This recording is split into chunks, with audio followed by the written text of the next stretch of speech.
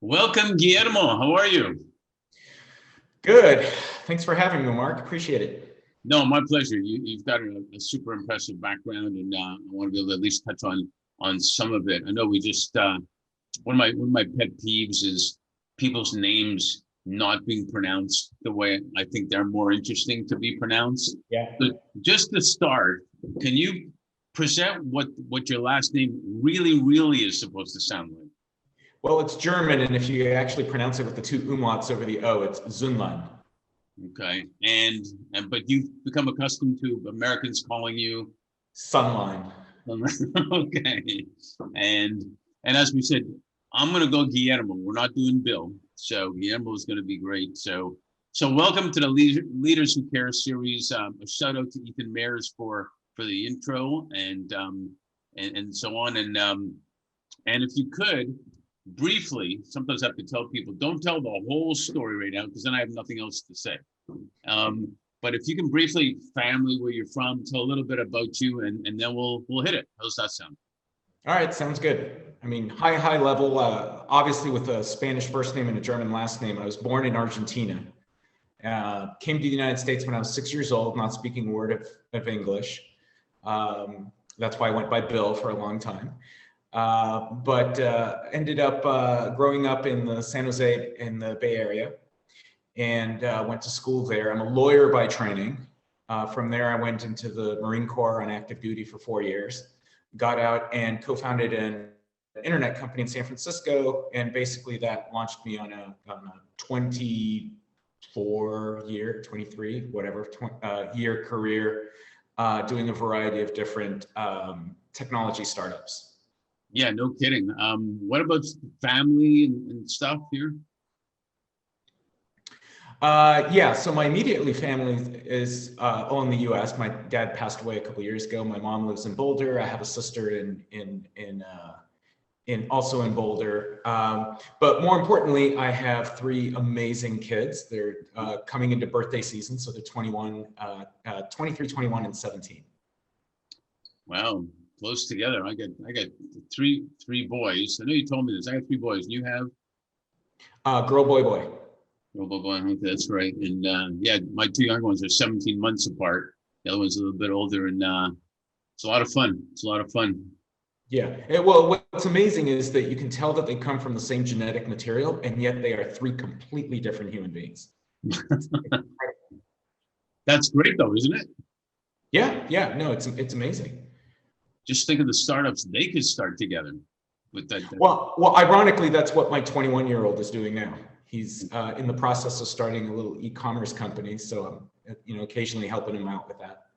All right. Well, he's got a good mentor for sure. So, to say you've touched on a whole bunch of ventures would be an understatement, for sure. If someone looks at your background, but before we delve deeper, when did you discover what your why was or is?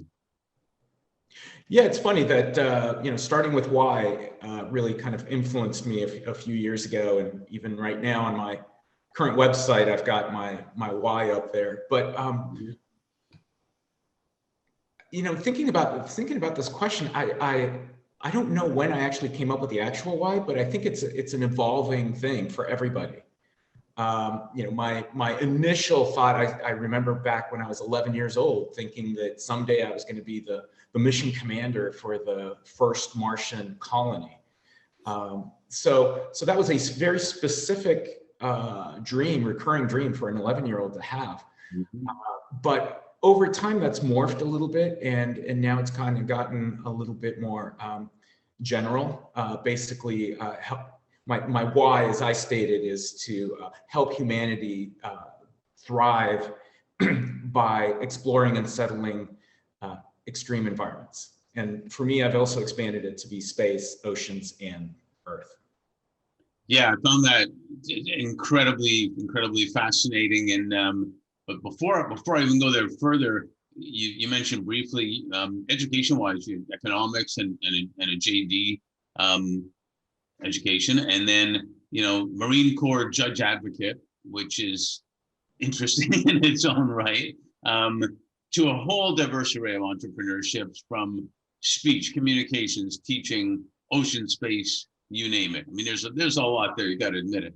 And share how that journey evolved, and why you do what you do, and so much more.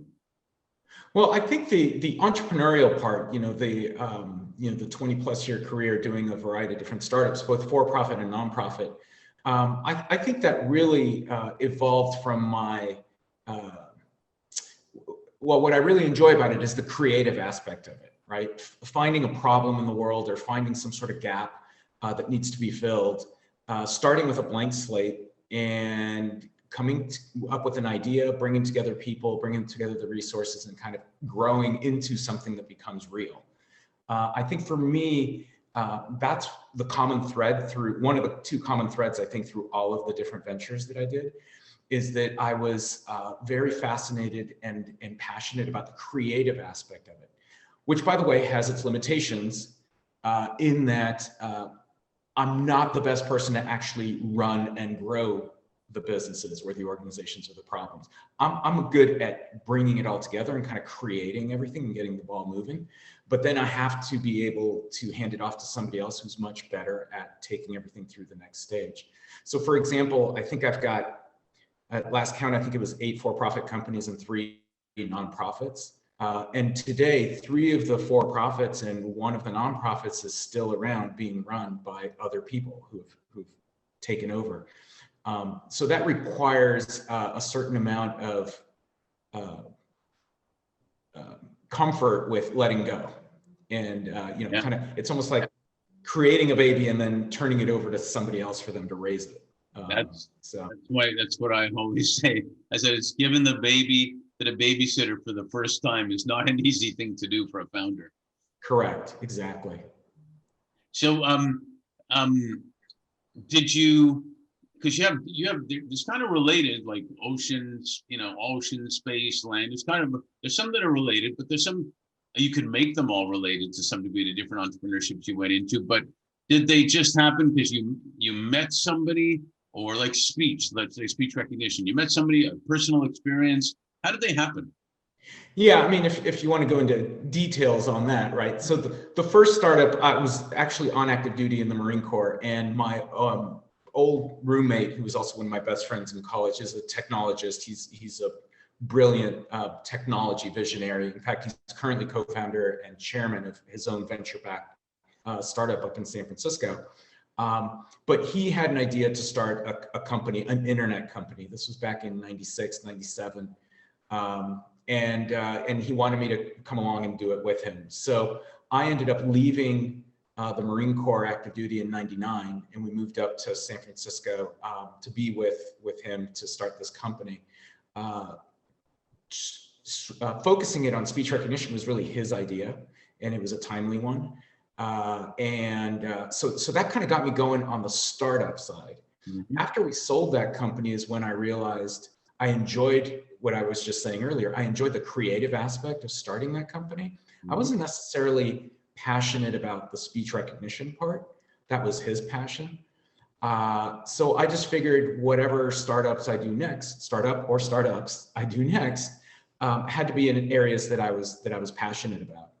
And so it forced me to do self-assessment. What am I passionate about? And I ended up kind of reviewing my life at the time. I think I was like 33 or something. And I came up with 5 things that I thought I was passionate about at the time, and I probably still am today. One is anything having to do with international anything. Mm-hmm. And then the others are sports, music, and then the oceans generally, or specifically and more generally, just environmental causes. And then the last one was space. And space was the one that went all the way back to when I was 11. And so I figured that's what I want to focus on next. And that's kind of led me down this path of space and space adjacent or space similar ventures. No, that's pretty cool. And so let's talk a little bit about entrepreneurial vision, but also, imagination, and then investment that goes along with that. The great things about what's happening now, I find, is we're we're being brought back to when we were kids, the imagination we had when we saw the astronauts and all sorts of things going on that we really missed for a long time. There's other stuff that was going on, but that was like real imagination, right? And the vision a lot now is coming from people like yourself in the private sector. The Bezos, the Musks, whatever, the ones that people sometimes say, well,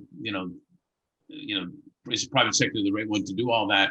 But they're showing that the private sector can do it all and make things happen. And so, as I said, it's reminded us of being kids. How did you become interested in, you kind of mentioned a little bit before, sustainable settlement in extreme environments, the three you talked about, land, sea, and space.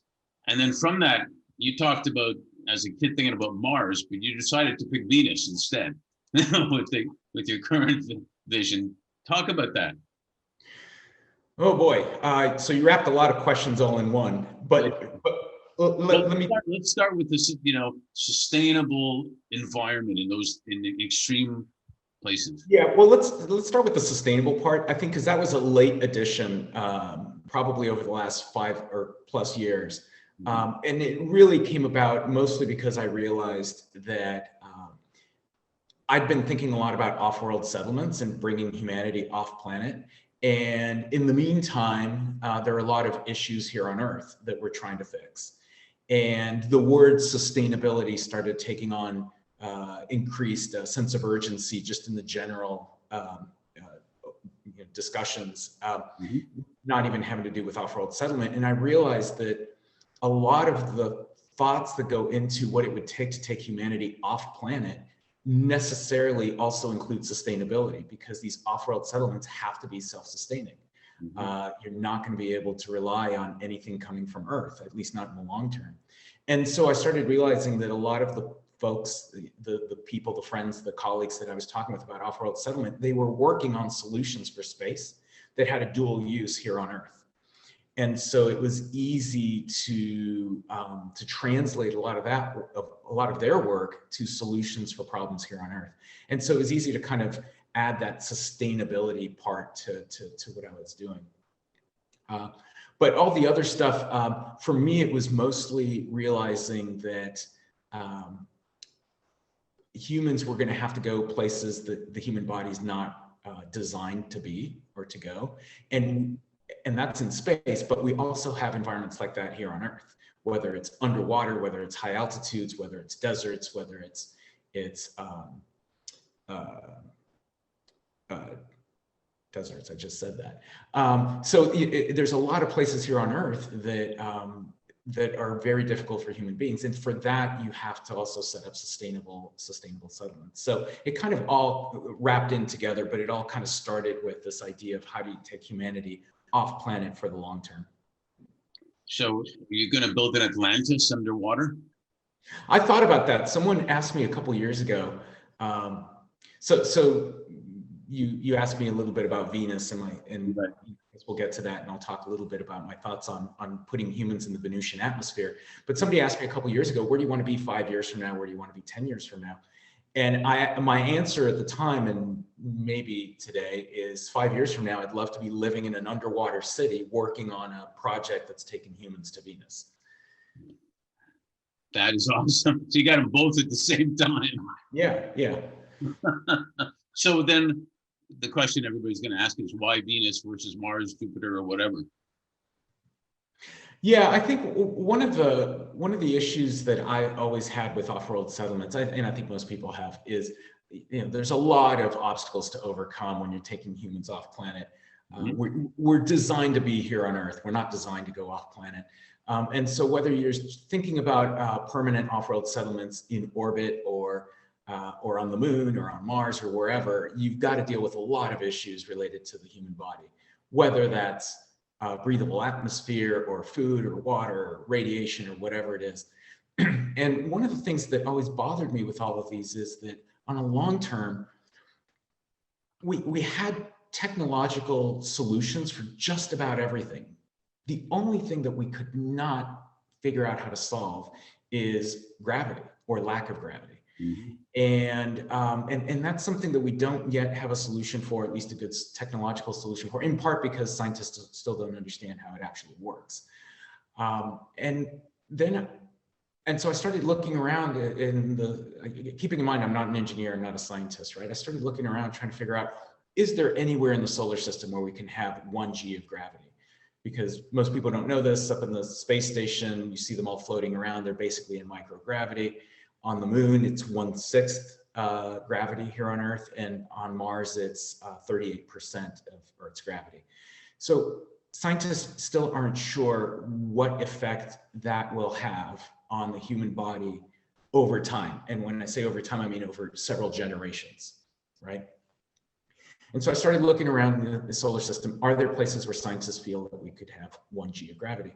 And it turns out that not on the surface of Venus, but about 50 kilometers off the surface in the Venusian atmosphere, scientists believe that we'd experience 1G of gravity.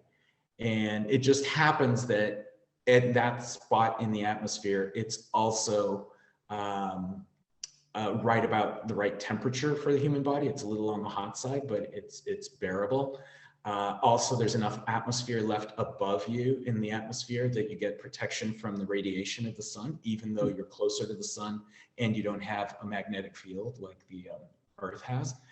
Also, in that atmosphere, it is thick enough that a standard normal Earth air, right, 80% nitrogen, 20% oxygen, would actually float. If you had a balloon filled, if you just kind of filled up a balloon with normal breathable air from Earth and you put it in the Venusian atmosphere, it would actually float. So you don't have to deal with helium or hydrogen or hot air balloons or anything like that to make anything float. So if you think about it, you could create a huge dome, fill it with breathable air from Earth, and it would float in the Venusian atmosphere. Obviously, this is all theoretical.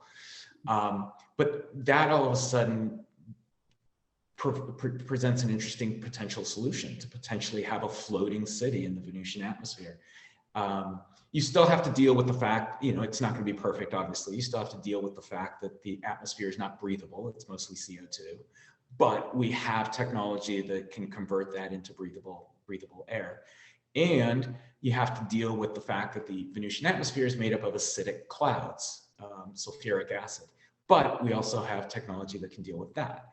So, so you get past that, and you actually have. It's not going to be a picnic, right? It's not going to be a Shangri-La there. But I think what people forget when everyone looks at these sci-fi movies and these visions of lunar colonies and Martian colonies is that number one, because of radiation on those planets or in those planetary bodies, people living there are going to have to basically live underground. And so they're going to have to kind of live as moles to have the most protection. And regardless, they're going to have to deal with the gravity issues. So, there's trade-offs either way, no matter where you go. Oh, there's trade-offs here too. And some people say we may have to live underground, eventually also here. Yeah. I've heard that, and I'm certainly not a scientist by a long shot. Nor for that matter am I religious. And I wonder, have you ever had any conversations with yourself or other people about, the spiritual, and we're supposed to be up there, and how's this happened, and all that whole thing? It's funny timing for that question, because I actually have an email in my inbox from a friend of mine who sent me a whole long email about exactly that kind of discussion. And I actually snoozed that email until later tonight so I can respond to it. So the short answer is yes, we've had discussions like that. I don't know if there's a clear answer for any of that, but yeah, that's certainly and that's just one of many conversations. If you think about it, it's if you're taking humanity off planet, let's say you're Elon and you're setting up a Martian colony and he wants to have 1 million people there in the next 20 years. Let's say he's successful in doing that. Well, there's a lot of questions to be had about how you set up those 1 million people. If essentially you're kind of getting to start humanity from scratch again, who do you send? do you send all Americans, all Chinese, all Russians, all whatever? Do you spread it out? Do you send young people? Do you send old people? Do you send all scientists or engineers? Do you send all, I don't know. Do you send artists? How do you organize it? Is it You're doing Noah's Ark thing. Yeah, something like that. But also, like, how do you organize it? Do you organize it as a dictatorship, as a democracy, as a theocracy? Do you allow religion? Do you not allow religion? What kind of economy do you have? Do you even have an economy? Make for a good lesson to go through that as a case study as to how you would set that up, because you think you'd be setting it up in what you think is the best way. And then you take that and you say, okay, now let's do that here. Yeah, well, so here's the thing. So first of all, as I started thinking about all that, I realized that there are a lot of people out there, much smarter than I am, who have been thinking about these things for a long time. There's a lot of, especially academics who've thought about this. Obviously, a lot of science fiction writers have written about a lot of this stuff. So a lot of thought has gone into all of that. One of the things that's been interesting for me, as you were just saying about kind of applying it all here on Earth. Okay, I'm going to get philosophical here for a second. Right. So one of the things is, if you're going to export humanity to another planet or another planetary body, what does it mean to be human? When you say humanity, what does that mean? And I think most sci-fi, especially starting with Star Trek, kind of envisions that what's going to go off planet is going to be the best of humanity, right? Mm-hmm. Our best scientists, our best creative people, our best engineers, our best leaders. But the reality is that what really makes humans human is what's traditionally been called the duality of man, right? As a species, we are both the most creative animal species on Earth, but we're also the most destructive. Mm-hmm. We have the highest capacity for compassion and love, and yet we have the highest capacity to treat each other with hatred and just viciously. So what do we actually take forward? I think the show The Expanse, I think one of the reasons it was so popular, and at least one of the reasons I liked it, is because that vision of that future was taking both things off planet. You've got the good and the bad. Mm-hmm. So I don't know, because to your comment or your question, depending on how you're setting things up off planet, you may or may not be able to implement all that here on Earth. Yeah, no doubt. It's a fascinating, thought that you can have forever. It's kind of like as a kid lying in your bed and looking up and dreaming about the spaceship that could go on forever, and where would you end up? Right. Type of thing. If there was no fuel, no nothing, you just keep going. How far could you go? And and all the other conversations, when everything started, what was there? Well, there can't be nothing, because nothing has to be in something. And one of those never-ending conversations. Yeah. Well, so my big thing, I've also had recurring thoughts about, what if you just created a big ship, put 1,000 people on, just sent the ship off and see where it goes, and let it go for generations and generations and generations. And it's cool thinking about like where it would go and what they would see and all that stuff. And my biggest thought is everything we were just talking about is, how do you organize those 1,000 people? How do you keep them together? How do you maintain the peace? Like, do you need security forces? Do you need a criminal justice system? Do you need a set of laws? Like, how do you do that? And do you limit it to 1,000 people? Because over generations, maybe it grows. What if it's 15,000 people, but your ship can only carry 1,000? Yeah. It's all the interpersonal things that I think are often overlooked, unless you're a science fiction writer. And for science fiction writers and filmmakers and things like that, that's where the most fun is in those interpersonal conflicts. You kind of saw that with a Star Trek, when they would visit other colonies, right? And imagining what it was, and whether it was just heads on a pedestal and they didn't need bodies. And they talked and did everything, to people underground that were all sorts of things. So we certainly have the imagination up here. We just don't know how to do it all. But it is fascinating in the sense of, if we could think about what would it look like from scratch, if we're trying to speak semi-logically, help us determine, okay, if that's what we think it should be, how do we get there here? Yes. Well, and kind of taking what you were just saying about Star Trek and kind of wrapping it all the way back around to leaders who care is, one of the things that Gene Roddenberry explored a lot in Star Trek is different leadership styles. Right. What doesn't work, what works in different societies, whether it's the Klingons, the Vulcans, the humans, the Romulans, whatever. But even within species, what works for Kirk as captain versus what works for Spock when he's in charge, or Sulu when he takes the con, Right. So I think it's interesting to explore different leadership styles that may or may not lend themselves for different kinds of settlements or colonies or expeditions or missions, even here on Earth. Right? Like when we do ocean exploration expeditions, what kind of leadership style do you need on a ship or inside a sub, or to lead the company that is doing that?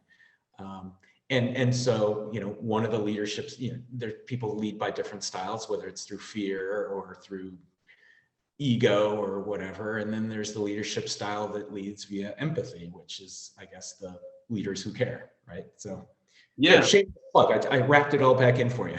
You did very good. Thank you. It's well, you do make me think though, because I compare a lot of things to sports, and it's almost the same as business. And I think it's almost to the point where even one leadership style doesn't apply to every single person in your company or on your team. You've actually got to understand people and what they care about. That ties into the purpose, if you will, of the whole company as well. So it's both fascinating and not necessarily easy. But if it was easy, everybody would win the championship, as they say in sports. Who's the one that can lead and manage most effectively? And I'd love to get your opinion on that too, because a CEO, a founder, actually you're good at job creation, it sounds like, because you get it going and then you hire somebody to run it. So that's good at job creation. But how do you find, a founder, a leader, whoever's in charge, in the sense of where we are right now in the world, about how leaders have realized that aligning with social environmental impact is actually good for business, and it's also good for attracting and keeping talent. How does a leader do all that with respect to all the stakeholders they have, including employees, including their families, including the community? There's a lot going on for a leader. What's your thoughts on that based on what we're talking about? So let's wrap it all the way back around to where you started, which is sports and coaching. So one of the things that I always say is that a lot of how I am as a leader was shaped, not created, but shaped and molded and reinforced by my training in the Marine Corps, which at its core, the Marine Corps is basically just a leadership training organization. That's almost all that we do. And one of the things that I learned from that and about myself and about leadership in general is that to be a really good leader, you have to be able to adapt your leadership style. You have to be able to lead by various different styles, because as you pointed out, not everyone on your team or whatever is going to respond to the same kind of leadership style. Now, everyone's got their own natural leadership style that they default to, that they're most comfortable with, but there are all sorts of leadership styles. So if you think about a sports coach coaching a team, that coach, at least the good ones, realize that some of the players on their team, and I'm going to go with he because I'm thinking of NFL coaches and they're all male right now, but he's going to know that some of his players need to be yelled at. Some of the players need to be told what to do and almost micromanaged. Some of the players need to be given complete freedom to do whatever they want. Some of the players need to be patted on the back, and yeah, they have to know how to adapt their own coaching styles to each of the players on the team, in large part because that's the only way they're going to get the most out of every single player, so that they can get the most out of their entire team. So I do like looking at this through a sports analogy. Now, as far as your actual question, I think because everyone's got a different leadership style, getting, let's just say, CEOs to consider all the different factors that you were mentioning depends on their leadership style. So if somebody's very self-centered, and that's their leadership style, they have to be made to see that they personally will benefit if they look at all these other factors that you were mentioning. If somebody's leadership style is more empathetic, you almost don't have to do anything because they're going to, by default, think about all these things that you were just talking about. If somebody is leading through fear, they've got to see that dealing with all these issues that you were talking about is a tool that they can use in instilling fear in whoever it is that they're trying to lead. So I think each leadership style kind of lends itself to looking at all those issues you were talking about in different ways. And you need a great captain and alternate captains in sports and champions within your company to be leaders too. Yeah, that part is interesting because with different leadership styles, that may or may not be true, right? So if you look at a leader that leads through fear, maybe their number two person is somebody who's the executioner, you know, the person who's really like cracking the whip. On the other hand, if that number two is too good, then there's a challenge to the leader. And now I'm going back to Star Trek. I'm thinking of the Klingons, right?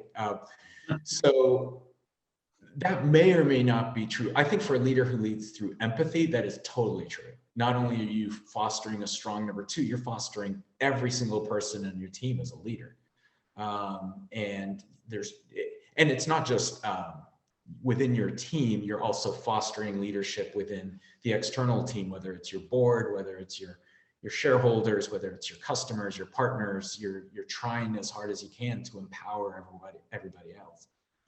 Now you get the leader who uses fear. If they're smart, they get their second in command to be the hugger. Yeah, you can do the whole good cop, bad cop thing, you know, depending on how you want to do it. Yeah, and I think that's the thing is leadership really requires the leader to be self-aware, to know, at least for the good leaders, even the good leaders that are leading through fear or through ego or whatever, they have to know what makes them tick, what makes them good at what they do. Yeah. So they can focus on that, and then that will allow them to figure out what kind of team they need around them. Yeah, without a doubt, without a doubt. You know, I interviewed a CEO almost a year ago. He said, I remember, you know, well, because he said, I'm having the most fun being a CEO than I've ever had. I can be as vulnerable as I want to be, and I don't have to pretend like I know everything anymore. Yep. Brilliant. So it was actually much easier for him and much more productive, which is fascinating. It'll be interesting. Yeah, go ahead. Yeah, and that also dictates what title or role you should have. Like, for example, you know, one of my best friends from college, who's the one that I co-founded the first startup with, I was just talking with him a few weeks ago. And as I said before, he's currently co-founder of a venture-backed startup up in San Francisco. And I asked him, you know, how's that company going? He goes, oh my God, it's going so great. Everything's great. The company's doing well. My life is great. I'm getting to focus on the stuff that I want to focus on. And I said, well, how did you work that out? And he goes, oh, I moved from CEO to chairman, and I let my co-founder be the sole CEO running the company. Mm-hmm. And he's running the company, and I get to do all the other stuff that I want. Yeah. And he's still a leader. He's no less a leader now just because he's not CEO anymore. But now he's playing to his strengths, and the CEO is playing to his strengths, and everybody's happy. So. Yeah, you know, most, at least US and some other countries, it seems like the presidents do much better after they're president. Yes. You know, and not like they're chairman, but it's after that. Well, because I think then they get to do the stuff that they're good at and do the stuff that they're passionate about. They can cherry pick things, not have to deal with the day-to-day burden of, you know, being a leader. I know. So last question on this part is, with all that's happened, and there's been plenty, as we all know, in the last couple of years, and then hopefully 2022 will be the actual year to remember, and we don't remember the outlows, except we learn from it. What are you most grateful for, and what are you most hopeful for? This is going to sound probably cliche, because I think given the pandemic over the last couple of years, everyone's probably I don't know if everyone would have the same answer, but I think everyone would agree to this, is I think what I'm most grateful for, most hopeful for, is the in-person, interpersonal relationships. I think that all of us just kind of took that for granted for so long, and all of a sudden it all went away. Now, for some of us like me, and I think you also said the same, that travel a lot or traveled a lot pre-pandemic, all of a sudden not being able to meet people and go and meet people in person, that was incredibly hard. You know, like you and I haven't met in person yet, and you're in LA. And pre-pandemic, I would have said, "Hey, you know, I'm in LA probably next month. You know, we should grab lunch, whatever." We can still say that now, but we both know that the odds of that happening are, I don't know. Yeah. And so I think, and that's true for people that travel, but also for people that don't travel. I know a lot of people here in Atlanta who are, you know, don't travel that much, but all of a sudden not being able to go to dinner parties or to go bowling together or to go to church or school or work, that just hit everybody. And I think, you know, kind of so that's what's most grateful, is to have those relationships, even relationships like you and me, that we're able to develop even virtually. So I'm grateful. I'm grateful for video conferencing. How's that? But what I'm most hopeful for is to get all that in-person, interpersonal relationships back, to be able to kind of go see people again, to be able to go to LA and have lunch with you, you know? So I'm with you. And then, you know, I always believed, I guess, that there's a reason for everything. Mother Nature is as pissed off as she could ever be right now. She's thrown everything at us, and so hopefully we have learned from this, because otherwise it'd be a bigger tragedy than it's become. That exactly what you're saying, we don't take for granted. You know, sitting at a restaurant with a friend, a family member, or whatnot, and really like, damn, this is good. You know, this is good, and making the best of it. So. Hey, that's awesome. I can't wait to have lunch with you on Venus, or up in the air on Venus sometime in the very far future, maybe a future life. But fascinating stuff you're doing, and congrats on really being a leader who cares about making an impact out there. So thanks for sharing all this. Thank you. No, I appreciate it.